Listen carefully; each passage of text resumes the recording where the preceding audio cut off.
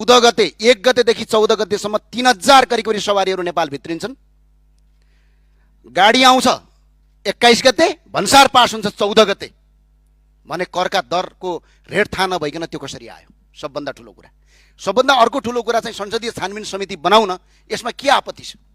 हामीले कसैलाई दोषी करार होइन सम्माननीय सभामुखज्यू। यो भन्सारको कर छलीको कुरामा अर्थमन्त्रीज्यूले सम्म संसदीय समितिमा गएर झुट बोल्नु भएको छ। हामीले संसदीय छानबिन समिति माग गरेको भनेको रहरका लागि होइन, अर्थमन्त्रीज्यूलाई काम गर्न दिनुहुन्न भन्ने हामी मान्यतामा छैनौँ। सम्माननीय सभामुख महोदय, मेरो हातमा आज यो महालेखा परिषदको यो रिपोर्ट छ। यो रिपोर्टको पेज नम्बरै भन्न पर्ने हो भने म पेज नम्बर भनिदिन्छु। पेज नम्बरै यो रिपोर्टको पेज नम्बरमा 152 नम्बरको पेजमा हेरे हुन्छ।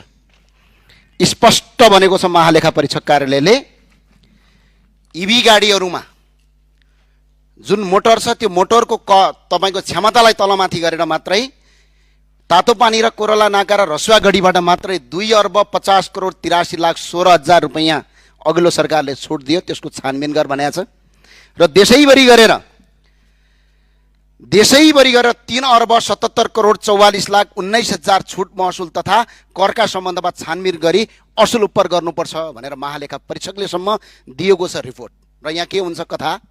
सम्माननीय सभामुखज्यू, 14 गते 1 गतेदेखि 14 गतेसम्म 3000 करिब सवारीहरू नेपाल भित्रिन्छन्। गाडी आउँछ 21 गते, भन्सार पास हुन्छ 14 गते। भने करका दरको रेट थाहा नभइकन त्यो कसरी आयो? सबभन्दा ठुलो कुरा। सबभन्दा अर्को ठुलो कुरा चाहिँ संसदीय छानबिन समिति बनाउन यसमा के आपत्ति छ? हामीले कसैलाई दोषी करार होइन सम्माननीय सभामुखज्यू। त्यही भए हुनाले अहिले पनि म